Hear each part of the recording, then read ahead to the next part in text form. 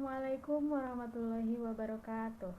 Alhamdulillahirabbil alamin wassalatu wassalamu ala asrofil anbiya'i wal mursalin wa ala alihi wa sahbihi ajma'in amma ba'du.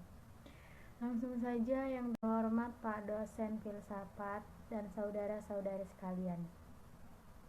Oleh karena itu, saya sebagai moderator yang bernama Rodia Pasaribu, kami akan mempresentasikan makalah filsafat kami yang berjudul Teori Kebenaran yang disusun oleh anggota kelompok saya, dan materi tersebut akan dibacakan oleh saudara Afif Fakhri Hilal. Bismillahirrahmanirrahim. Assalamualaikum warahmatullahi wabarakatuh. Perkenalkan, nama saya Afif Fakhri Hilal MT. Saya mahasiswa UIN Sumatera Utara, program studi pendidikan Islam anak usia dini. Saya mewakili teman-teman saya kelompok 10 yang beranggotakan Nadia Salsabila dan Rodia Pasaribu, dan saya akan mempresentasikan makalah mata kuliah filsafat yang berjudul Teori Kebenaran. Tanpa basa-basi, saya akan langsung ke materi pembahasan. Judul Teori Kebenaran. Pengertian kebenaran. Dalam bahasa Arab, kebenaran disebut al-haq, yang diartikan dengan naqid al-batil. Sedangkan dalam kamus bahasa Indonesia, kata kebenaran menunjukkan kepada keadaan yang cocok dengan keadaan yang sesungguhnya.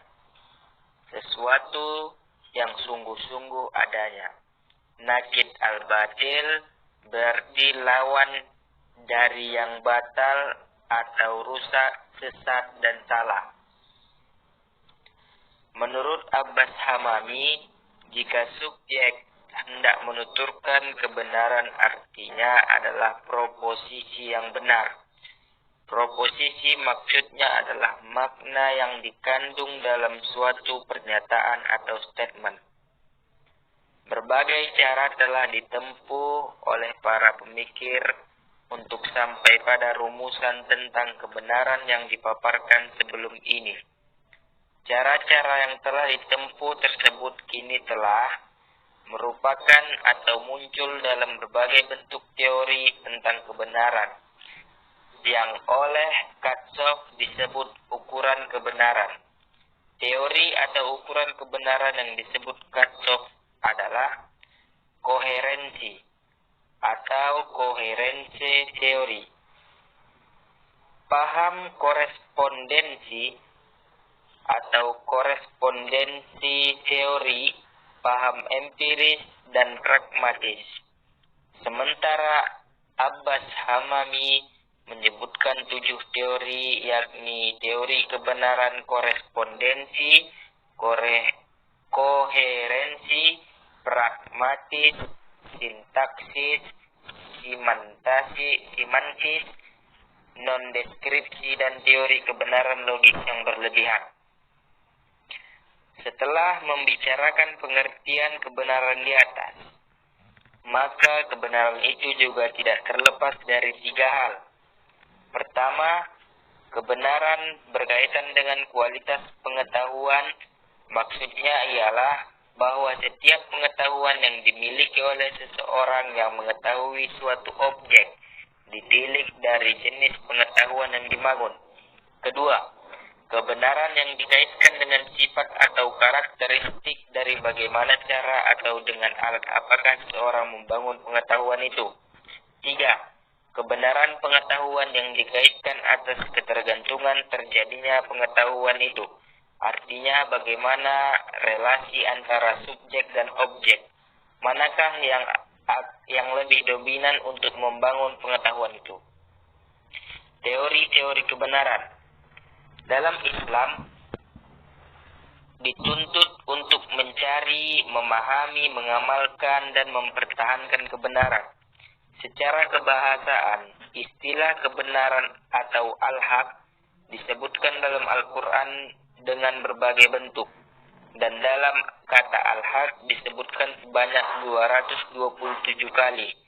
Selebihnya menggunakan kata hakko 12 kali, hukot 2 kali, yuhikku 4 kali, istahakkon 1 kali, hakkon 17 kali, hakkohu 3 kali, ahakku 10 kali, hakikun 1 kali, al-hakkoh 3 kali. Untuk membicarakan mengenai analisis masalah dalam penjelasan ini, hanya akan dibicarakan 3 teori saja, yaitu teori kebenaran, koherensi, korespondensi, dan teori pragmatis. 1. Teori korespondensi. Menurut teori ini, kebenaran merupakan kesesuaian antara data atau statement dengan fakta atau realita. Sebagai ilustrasi, pernyataan bahwa Muhammad adalah putra Abdullah dinyatakan benar apabila Abdullah benar-benar punya anak yang bernama Muhammad. Teori korespondensi diragukan oleh sementara kalangan.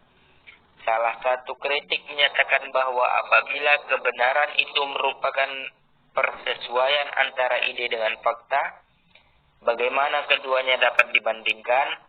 Untuk membandingkan antara data dengan fakta, terlebih dahulu harus diketahui faktanya. Apabila fakta atau realitas objektif telah diketahui, mengapa harus diadakan perbandingan? Memiliki fakta yang sama artinya dengan memiliki kebenaran. 2. Teori koherensi.